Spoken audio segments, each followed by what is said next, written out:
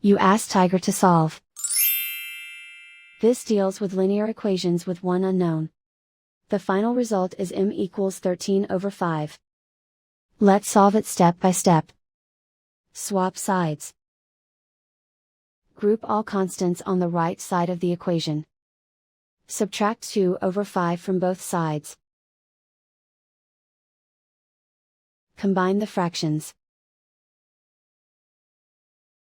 Combine the numerators. Reduce the zero numerator. Simplify the arithmetic. Convert the integer into a fraction. Combine the fractions. Combine the numerators. And so the final result is m equals 13/5.